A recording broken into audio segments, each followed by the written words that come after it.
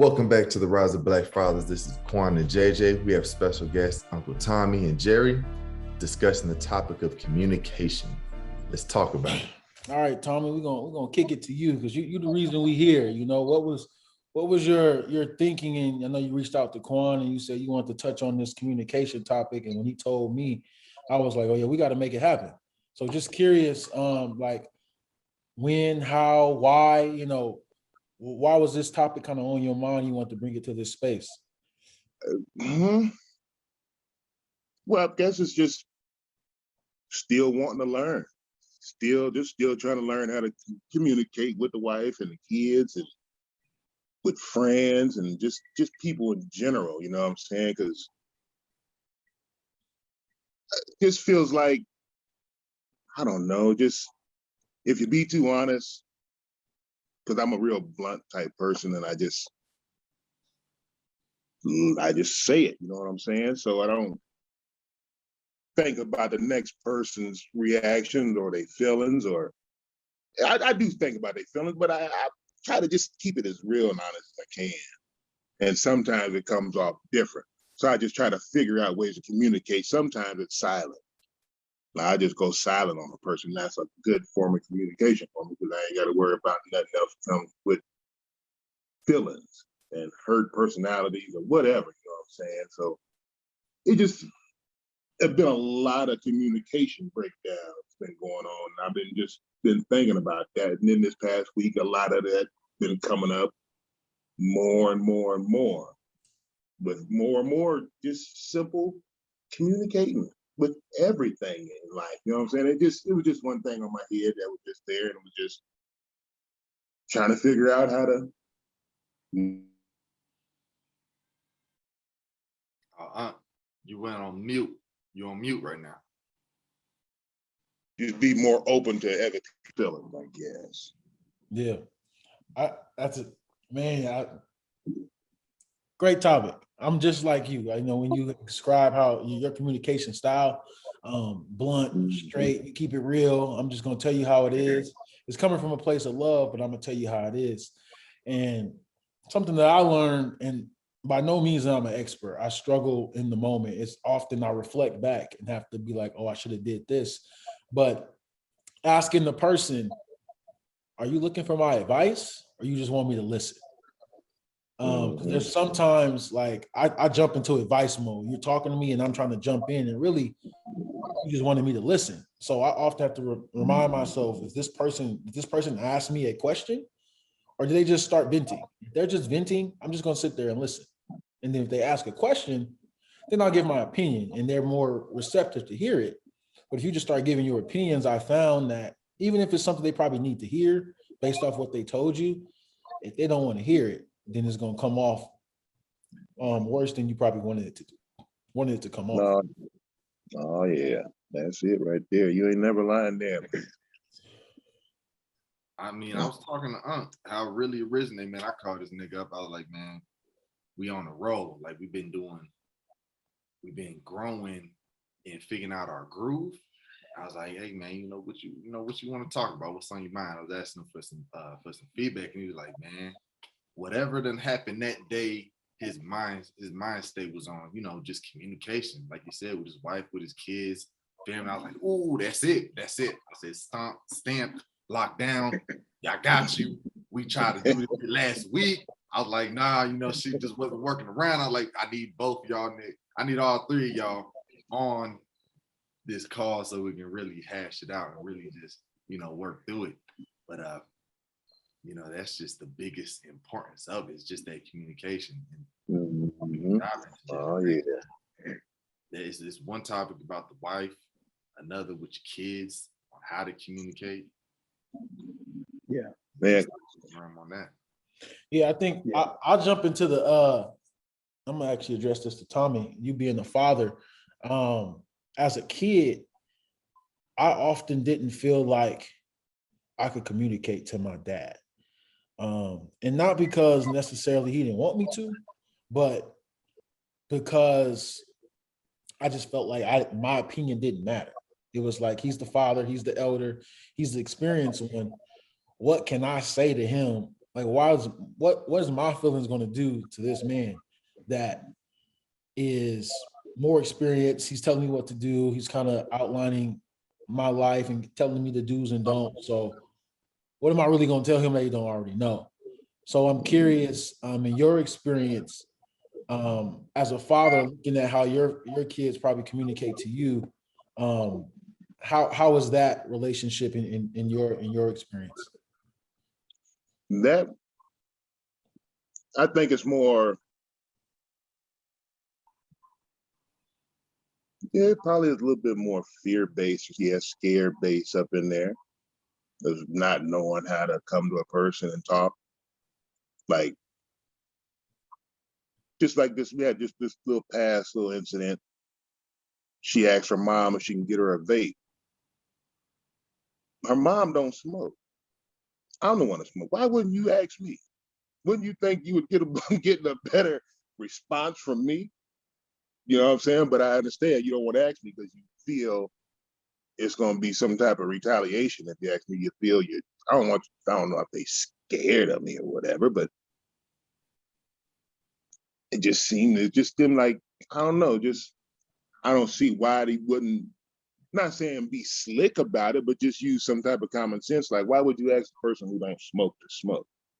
Even though you're going to get the same answer, no, but why wouldn't you ask the person who smoked?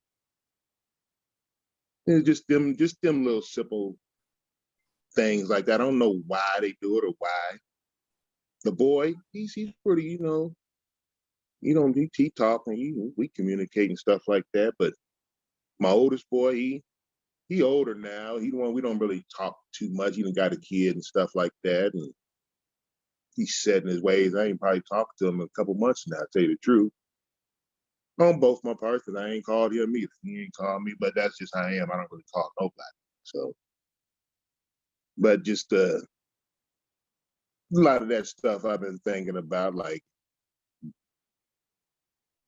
why don't I try to communicate with him? But at the same time, he's living. He's he's a grown man. I mean, and that comes from not communicating with my dad because he wasn't around and all that good stuff, whatever. So I didn't really learn how to communicate with another man. My mom, cool, I could tell her anything.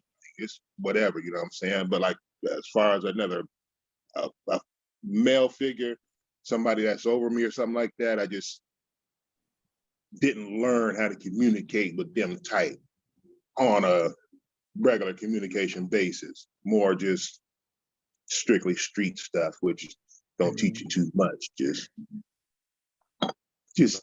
that type of communication. More of the not less street, just more normal communication, talking stuff. You know what I'm saying? So when did this hit you? Like, okay, so it sounded like you're aware of something, on the communication realm. I'm aware I don't communicate with no goddamn body. But I've been like that. You know what I'm saying? But it fucked up some shit. But hey, shit. It's just, I don't know, just, it ain't the way it should be. It's just the way it is for me. Could be changed. I know it needs to be changed, That's what I was trying to get about you real quick. Hey, let me hop in real quick on you though. Oh, yeah. One thing, man, because I was the same way growing up. Like, I rarely communicated, man. One thing about communication though, it's a learned skill. And one thing that helped me is I can't expect people to communicate with me if I'm not communicating with them. So say in an instance like with your son, I know for me, like me and my brother, we don't talk that much because just like you, I was like, I don't really know how to converse with loved ones who are men. But for me now, what I'm working on is whenever he's on my mind, hey, I'm gonna shoot him a quick text. It ain't gotta be a call, you know what I'm saying? Just shoot him a quick text. Like, hey bro, what's going on? He was on my mind, just thinking about you, everything straight. And that goes a long way because it opens up that door for communication. You know what I'm saying? And you just gotta you're probably comfortable not communicating. What you're gonna have to work on is getting out of that comfort zone, my man. You're gonna have to get uncomfortable. And a lot of times you're gonna have to be the first one to reach out. because people are used to you not communicating. So what they do is not communicate with you because you don't communicate with them. So yeah, you're gonna have to get uncomfortable and start just reaching out first. I know it's gonna be hard at first, man. Trust me, I've been there. But the more you do it, the easier it gets, and then the easier those conversations get. And then you'll see, like your kids, they'll start opening up to you more. They'll start talking to you more.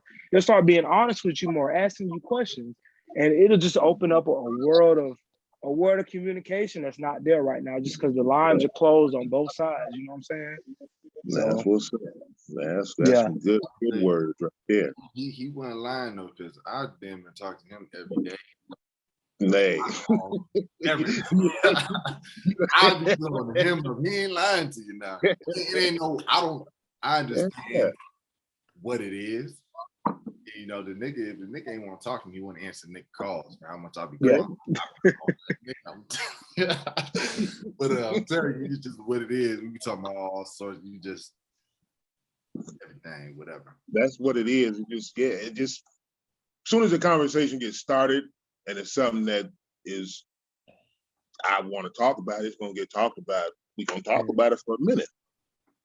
Like with my son, it just I don't know. Like I be wanting him to, have a conversation of why you leave my mama and me. But he ain't ever came with that conversation. You know what I'm saying? Just ask me. You know what I'm saying? But he ain't never asked me. So it's just I'm curious if that's the question you want him to ask, why not just tell him? Because it's hard for me to hurt his feelings. You know what I'm saying? And because I know the story, that he's been reading or been told, stuff like that. You know what I'm saying? And it's just hard for me to go ahead and tell him the whole truth without him asking me, because I don't want him to be thinking that because I know how when it comes out and the person just comes out with shit on your parent, it don't come out right. You know what I'm saying? It just, if I just come out and start shitting on her, he ain't gonna, I ain't gonna say his brain ain't gonna be open, because I don't know his brain like that. He is old man, but I just don't feel his brain is gonna receive it, right? Is he gonna be angry and everything I say is just gonna be taken angrily. And he ain't gonna receive it because he ain't asking for it, you know what I'm saying? He might not want to know, so I don't want to just come out the blue and just tell him, That's why I ain't really said nothing. He just saying he never asked. And maybe he know, like, just. So what it sounds like is you're operating under the assumption of how you think he's gonna react to, what happened between you and his mom. And with communication, delivery is super important. And it's all about honesty. I mean, honesty hurts, bro. It's what it is, but how you deliver that honesty is one thing as well. So I mean, I would implore you to just, reach out to him, like, hey, you want to see if we can grab some drinks or something, get him in a relaxed setting where it's just you and him and y'all can really just chill, be boys and talk. And, just ask him like, hey, bro, you ever, thought about or had a question about, what happened between me and your mom, and just see, fill him out, see how he's feeling about it. And then from there, you can kind of, navigate the conversation a little bit better. But just don't assume he's gonna be mad, because honestly, he may not be. He may be receptive to what you're saying. And it ain't that you shitting on his mom. It's just, what happened between us happened. It's the past. We didn't work out. Hey, it is what it is. You know what I'm saying? It's, and we just both moved on. But I feel like you just gotta be honest. And you gotta reach out to him. Because it sounds like he's not doing the reaching. He's probably waiting on you to reach out to him. He ain't gonna say that, but I know as a man without having a father in my life, if I did have a dad and we weren't on the best communication terms, I would love for him to just shoot me a text one day, be like, hey, bro, what you busy this weekend? We're gonna go grab some drinks or something. Like, I would love that.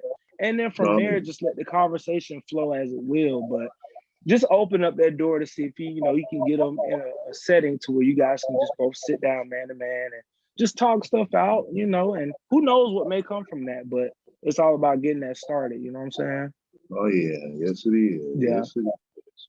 I think I to come give to you you the for flip advice. side, as Hold the on real quick. kid, Hold on real quick. So I come to you for advice all the time. The stance that I'm at with it, even having this topic, that's why I was like, man, we really need to do this here. We all need to grow as men. We all have communication issues that we need to do.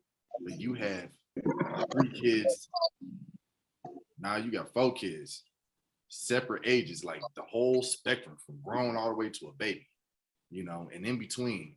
And it's like you got that. Like I'm trying to learn and get my game and experience through you for my kid now and for the future ones to come. as the kid who didn't communicate with the father, for that perspective, and I get everybody's different, but just wanted to give y'all a different perspective. I made the assumption that my dad didn't want to talk to me, and he had the assumption that I didn't want to talk to him. So here we were,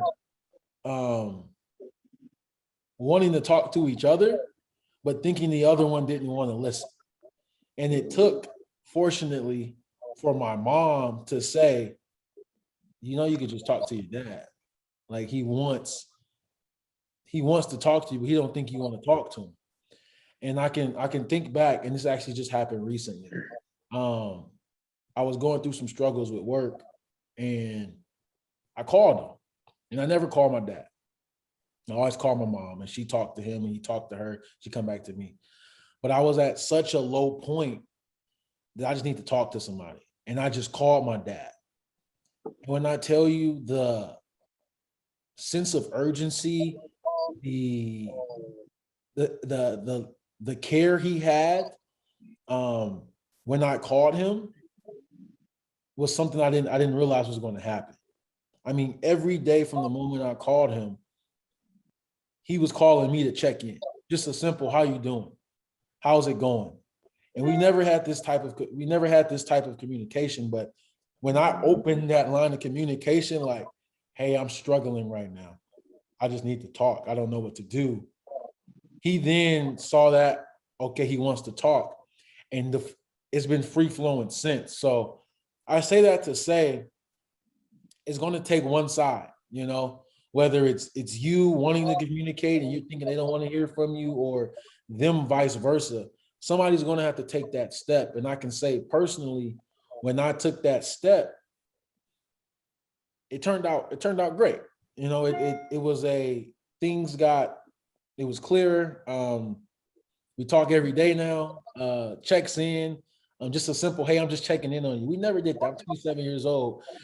He checked in with me through my mom, and now he's calling me now, checking in. And it all started, I genuinely feel, when he picking up the phone and opening that line of communication that I hadn't did for 20 plus years. So it's tough, it's hard.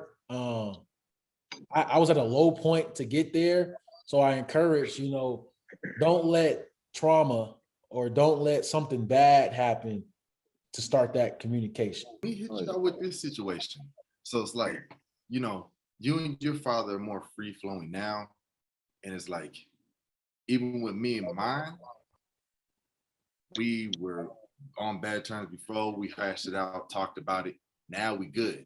We good. But even so, we don't talk on an everyday basis at all. And there was that instance, like, shit, we might go months without even a talk, because I'm like, I'm not about to reach out to the nigga. If the nigga want to talk, reach out to me. He was feeling the same way. I'm like, the phone go both ways, whatever. I'm feeling like there's some sort of parental, like, he should make the first step. In his eyes, I should make the first step. That same back and forth. Then eventually one of us will check in. We might chop it up for a little bit.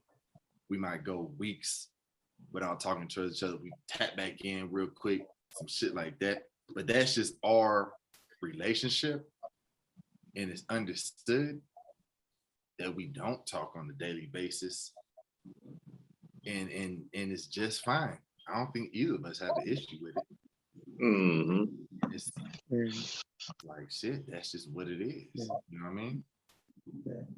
And I wouldn't say anything's wrong with that. Because like me and my boys back home, we're the same way. Like we don't talk every day. We may talk once a month. But I mean, that's just, that's just how we communicate. It ain't nothing bad. But on the flip side of that, I feel like we as men, especially black men, we have a prideness about us, that ego. And a lot of times that pride and ego gets in the way on both sides. And like you said, he was like, hey, if you want to talk to me, he can reach out. And a lot of men feel like that. That's why a lot of men don't reach out to their male friends, family members, whatever the case may be. But you quick to reach out to a female, but not your bro. You know what I'm saying? So I feel like we have to break down that pride and ego. And like for me, like I said, it's a work. It's constant work. And for me, like I said, whenever my bro's on my mind, hey, I'm reaching out to him. I don't care if he don't have to reach out to me first. I'm reaching out to him. Quick text, quick call. Hey, bro, how you doing? How the baby's doing? How my niece and nephew? You know, you good? You straight? You need anything? And that's all it takes, bro. Sometimes we just gotta strip that pride and ego out of the equation. And bro, that's my guy. If he on my mind, I'm gonna reach out to him. Period. And that's where it should end. If he's on your mind, you should reach out to him. That's it. That's it. There you go. There you go. That's where it's at. Good conversation. Real good. Right. Mm-hmm. I mean, when you said that pride and ego, that kind of hit a little. I was thinking about myself in that situation and wondering the question of why. I'm just curious, like, why do we, where did that come from? You know, like, why do we do that? What is that? Because I'm thinking of certain people, I'm like, I'm not going to reach out. And when I'm thinking, I ask myself, why aren't you going to reach out? It's like, I don't know if that person wants me to reach out to them. Yeah. So I don't have an answer. I don't have really a big question. It's just me thinking, you know, if I don't feel like the person wants to reach out, okay, I'll take a step back. I'll think about it. I just blanked. Damn. It's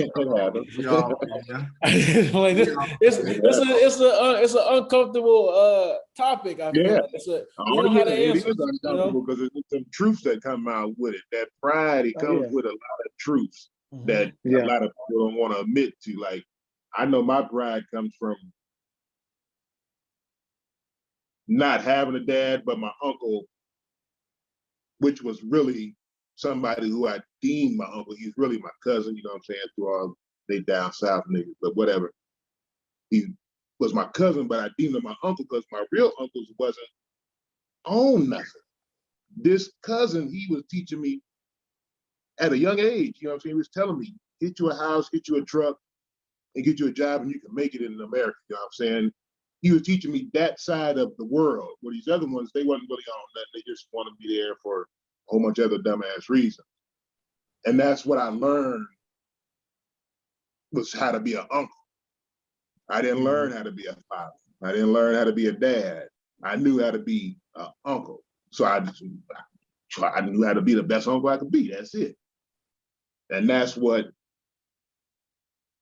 my pride as a father comes in at, because I don't know how to do it. So I'll just be prideful and come up and make up some story for the lack of father education or whatever, you know what I'm saying? Yeah. And I'll just call it whatever I need to call it, just pride or whatever. But it's just, that's how I feel about it. Yeah. Because it's just real shit. You just sparked something in me. You know, this idea, you know, this space, that, you know, the title of the podcast, whatever you want to call it, Rise of Black Fathers. And I didn't have a father, but I don't know how to be a father. And again, y'all can correct me. You know, I had a father, so I'm coming from a different viewpoint, but is it really that difficult? You know, why do we make being a father that difficult? I think of, like, yeah, I had a father and there were some things that he did that I probably wouldn't do. And there's some things that he did that I would do. When I take a step back and I think about, what type of father am I going to be? How am I going to approach this? There's no handbook. You can look at other people, you can take experiences and learn from there. But when I think about, when you try to break it down to the simple, when I think about it, I'm just like, I'm going to just treat my kids the way that I want to be treated. You know, like, and y'all can correct me wrong. Y'all have kids and y'all can tell me, I don't have a kid. Y'all can tell me there's difficulty with that. When I think about it, if I want my kid to communicate with me, I'm going to communicate with my kid. If I want my kid to respect me, there's going to be a level of respect I'm going to give my kid. Mm-hmm. You know, if I want my kid to hear me when I talk to him, then I'm going to hear my kid when they talk to me. So correct me if I'm wrong, but to me, it seems very simple in that regard, that just show your kid the way you want them to be, and that's the best you can do. Oh yeah. I wish. Jump in 1 second, and whatever, not no rebuttal or whatever, but for me, that's like exactly what you said, is like treat your kids how you want to be treated. And that comes back to like with the fathers and stuff, you know what I'm saying, not being there because you don't know how you want to be treated, because you ain't never been treated. So for me, and what I'm saying is, with my son, my older son, and all my kids, when I didn't grow up with no dad, I didn't give a fuck about no dad.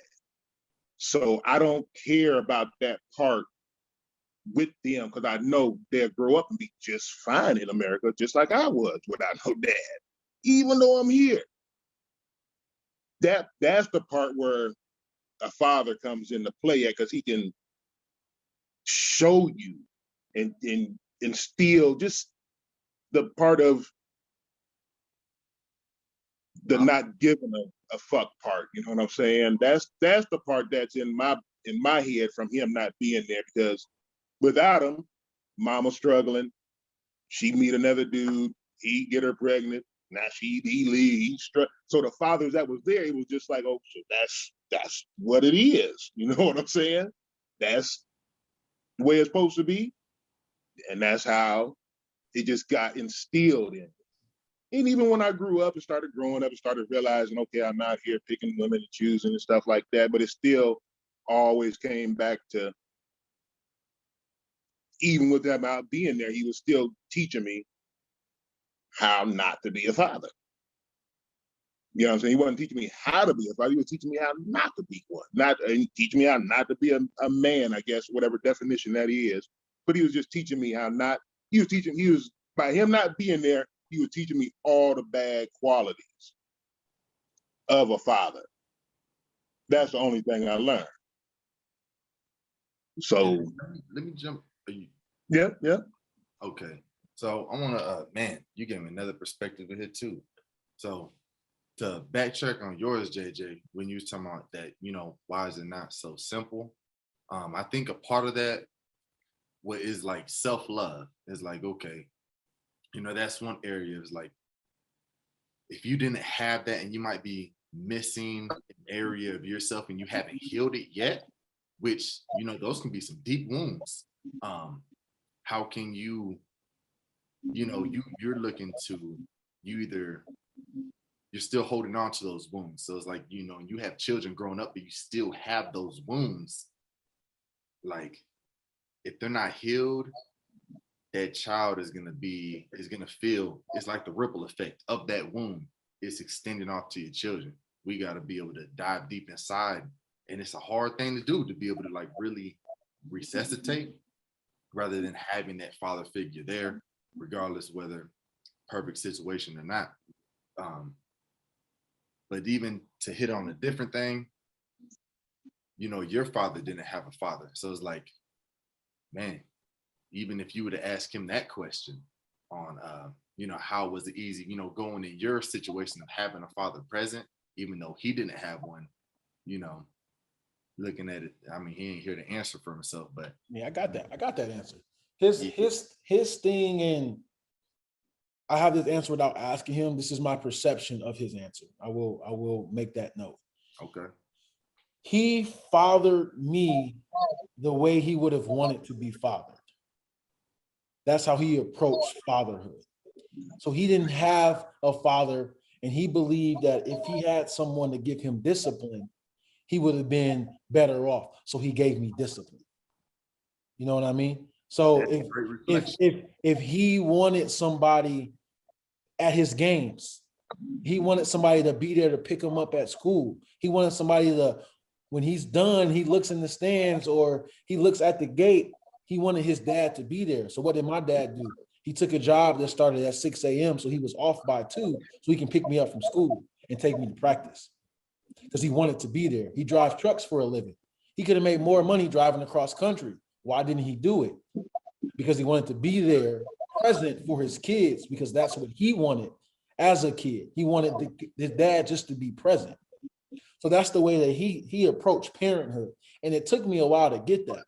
I don't even know if he could have communicated that to me, but now that I'm older and I'm looking back, he parented me in a way that he wanted to be parent. So yeah, he didn't have an example. Yeah, he probably saw other people that had parents. He saw other people in the community and the projects that had father figures, and he took little bits from them. But at the end of the day, he just gave me what he wished he had, and that's all he can do. So that's why when I look back and I see, you know, why did you talk to me this way? Why did you do this that way? I'm like, oh, he was doing that because that's what he wanted. And that was his way of showing that I'm here, I'm a father, and this is what I'm gonna do. And it made me appreciate. Let me ask you the question on instead of me trying to explain it. So do you think that is easy to do? No, not at all. I think it takes, you have to say within yours, you have to be like he told me the story, man. He met his dad on 2 occasions. One time he met him. I don't go to all I don't remember all the details, but there's one sticks in my head. Such and such, you know, he lived in the project, small community, so they know who you are. And they told him where his dad was. And he just went up to him and confronted him and said, you know, I think you're my father. I don't remember the word, I think you're my father, you're my father. And he said, the guy, his father, whoever it was, however you want to call him, he said, you know, I'm not your father. Your mom was everywhere, something of that nature. And in that moment, it clicked to him that I don't need him. I don't want him. I'm gonna be good on my own. But it took that moment for him to be like, all right, he's not gonna be in my life. I don't have a father, but that doesn't mean, but he didn't let that define him. He didn't let that change his way of fathering. He then said, I'm gonna be a better father than my father was. And that took him personally to do. I had that moment in oh man, I had that moment. I know exactly where he's coming from in that instance. One thing that I can say, it's easy to be a deadbeat. It's easy not to be present and not worry about it. And it's hard to be a present father and actually want and care for another human life. Like, it's extra responsibility when you really look at it.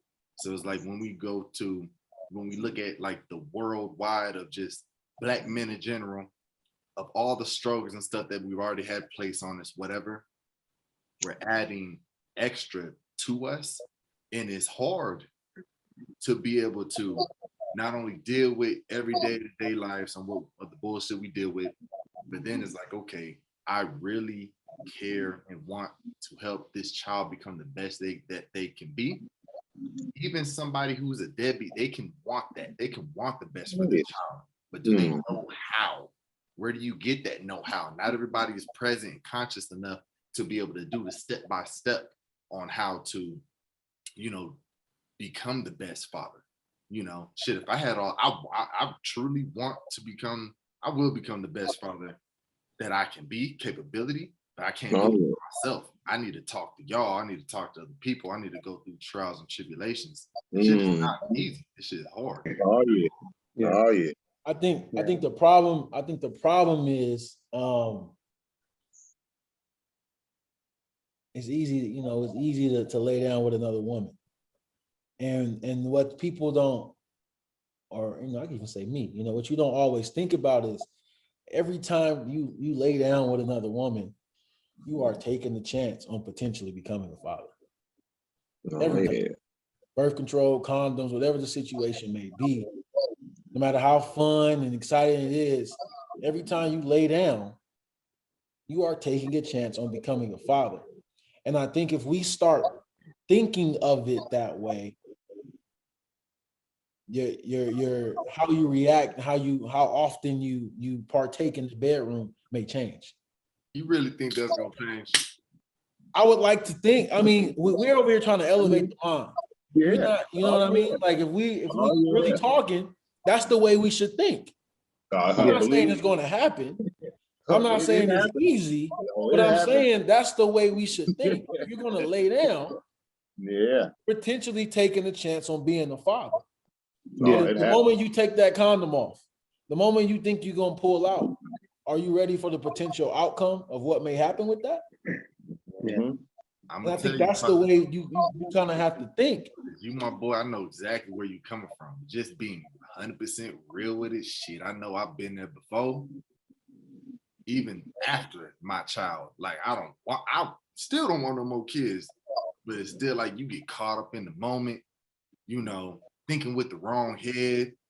Shit, that situation just might be feeling too motherfucking good. I'm like, damn, you know, you get caught up in the moment. You can call myself irresponsible at the time or whatever. God bless. Yeah, you know, that situation. I still only got one child, but it's just like, you know, just being 100% real with the shit. Man, it sounds good, but you know, when I take it just out of myself worldwide, the shit's happening. We just got to be able to, you know, if the situation did happen, is that person gonna man up and rise to the occasion? If she's pregnant, she's like, I'm keeping it, rather than, oh no, I had no intentions on getting you pregnant. Oh, fuck you and that kid, whatever the case is. Like, okay, are you man enough to own up to what you did? Is the real question, because we know them situations don't happen. And that's the thing. Like you said, you gotta want to be a father, and like a lot of dudes don't want to be a father. And I mean, when you got a guy that don't want to be a dad, ain't much you can do that's gonna change his mind. But if you got to do anything, I cannot know how to play soccer, but if I have a want and a will to learn how to do it, I'm gonna do it. Same thing with being a father. Ain't no playbook for this, but you got to have a will and a want to learn. And the resources are out here for us, especially as Black men. We got groups like this. There's plenty of books, groups. I mean, it's so much out there. Like the internet is full of knowledge, bro. You just got to have a want to do it. And what I find with a lot of men is they don't want to do it. And you can lead a horse to the water, but you can't make them drink. I can give you all the resources in the world, but if you're not going to take the time to sit down and actually learn from it, ain't nothing I can do for you. So we can lay down, but we also got to understand, like Jay just said, we got to understand what comes after that. And if, hey, it may slip up, if a baby come out of it, the woman has a say if she's going to keep that baby or not. If she chooses to keep it, you as a man have a responsibility to help take care of that child. And for me and mine, like I grew up without a father. And I promised myself I will never have a child on this earth and I will not be actively present in their life, period. I don't care if the child was out of wedlock, I didn't want the child, I don't care. If I have a child on this earth, best believe I'm going to be in that child's life active and present, period. I don't care if we get married, if it was whatever the case may be. That's my child. Hey, we may not be on the best of terms, but for the sake of this child, we're going to figure it out. And that's what it is for me anyway. That's my mindset. And we need more men that think like that. Like you're responsible enough to lay down with that woman, to ejaculate inside of her. You gotta be responsible enough to be ready for pregnancy on the other side. And that's just the truth. And the onus ain't always on the woman. And I hate the fact that women always have to foot the bill in a sense when it comes to children. Because men are 50% responsible for that child, but men get to skate while the woman's left taking care of that child. Another great episode of the Rise of Black Fathers. Man. We're starring Jerry and Tommy talking about communication. We'll see y'all next time.